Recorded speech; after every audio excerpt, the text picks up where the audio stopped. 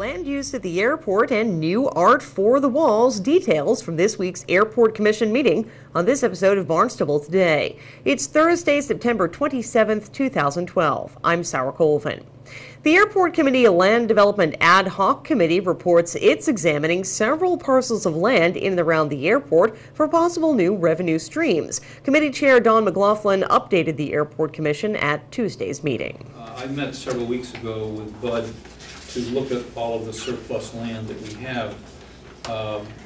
Unfortunately, none of it is really prime land for many different reasons, which I will explain. But we identified 6 possible parcels, and I'll go through these very quickly. The first one, of course, is the first 2 are outside the fence. Mildred's, of course, on Route 28.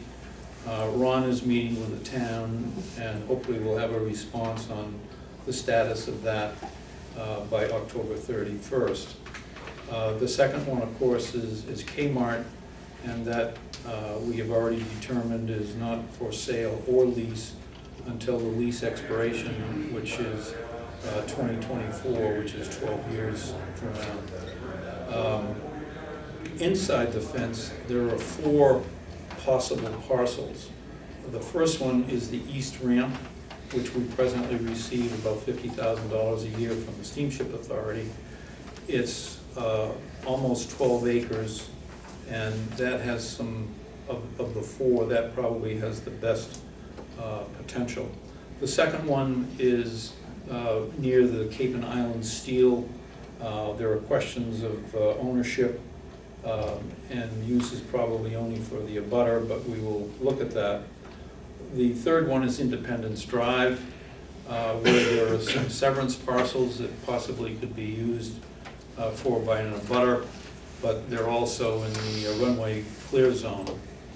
And then the last one, which we don't have the acreage of, but it's small, is Barnstable Road, which is right across from the overflow parking lot.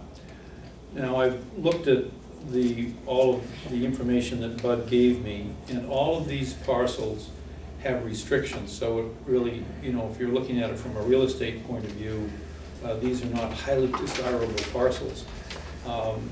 They all have 1 or 2 of the following. They're in a utility easement. One of them has very cloudy title. Several of them have easy aviation easements like clear zones, building limit lines. Most of the airport, as you know, is in a groundwater protection zone, which impacts on the easterly ramp. There are hazardous waste limitations, which result in land use restrictions. And then we have questions on 2 of the parcels because of the possibility of Route 28 widening. So going forward, I'm going to suggest that the committee meet in October and that we put a fact sheet together for each of those parcels. Now, we never should do a spec building on any of these parcels, but a build to suit. So I'm hopeful that the committee will meet in October, and exclusive of Mildred's, I think it'll probably take 2 or 3 months to complete. So if a potential user or developer comes into the airport and says, I'm interested in X number of acres for X number of purpose, we can give that person a fact sheet, which might be 1 or 2 pages, on the total history of that particular site. Local artwork now hangs on the walls of the new terminal at the airport. In November, some new work will be installed. The Art Task Force reported to the Commission its plans to place new work on the walls and possibly make room for larger artwork and even sculptures. And we voted to try and have larger paintings and to have fewer pieces and to try and have them in one area if we can do that. And we all had a chance for the last several weeks to look at the submissions. You may recall there were 150 submissions that came in last year, and we selected 15. So we still had 135 to look at, so it took a great deal of time on part of each jury member. And we selected 11 pieces, and I must say that I'm really pleased with them. We chose several different medians.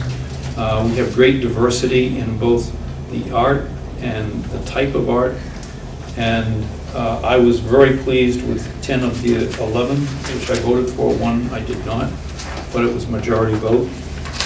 So I'm very, very pleased with the type of art that we have this time around.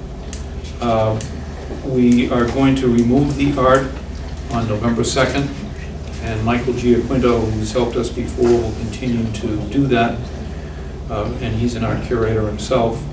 The artist will pick them up in early November. The delivery of the new works of art will come in early November. It will be installed on November 9th, and we're thinking very seriously of having a press release in November, and then having a reception on November 15th from like 5:30 to 7:30 with the artists and obviously the Airport Commission and a few other people. So that was the art, and that is the schedule for the installation of the art and the taking the art down and picking it up.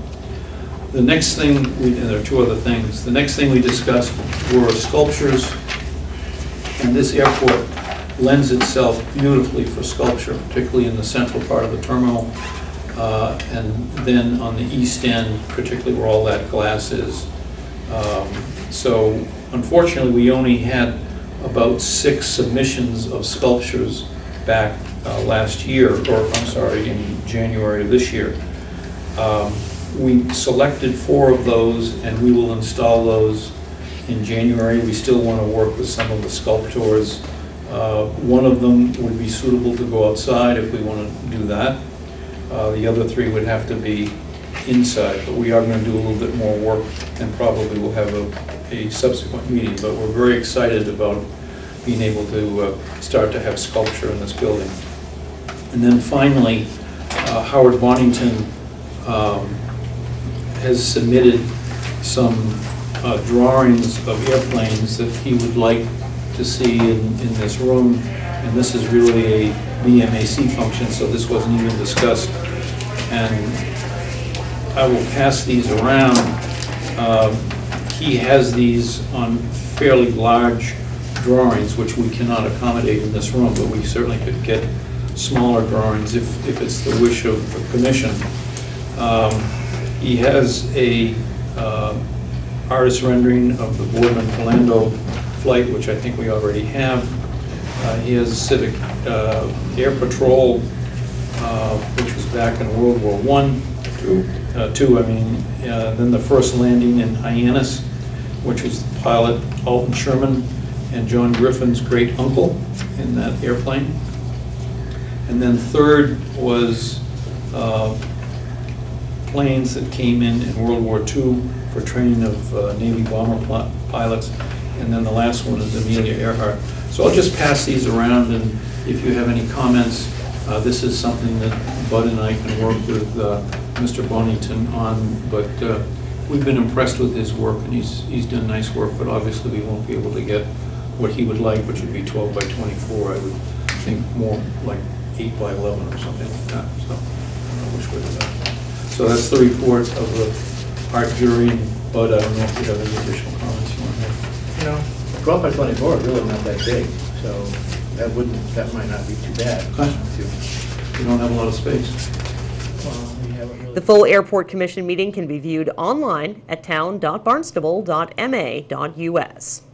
Well, if you've got unused, unwanted, or expired prescription medication lurking in your medicine cabinet, don't flush it down the toilet or throw it in the trash. It could cause harm to the environment. Instead, bring them to your local police department this Saturday. The DEA is working with local police in sponsoring a national drug take-back day. It takes place this Saturday, September 29th. Drug drop-off occurs from 10 a.m. to 2 p.m. The Barnstable Police Department is participating. Drug drop-off is anonymous, no questions are asked, and there are no forms to fill out. Contact your local police department for more information. With Barnstable Today, I'm Sarah Colvin.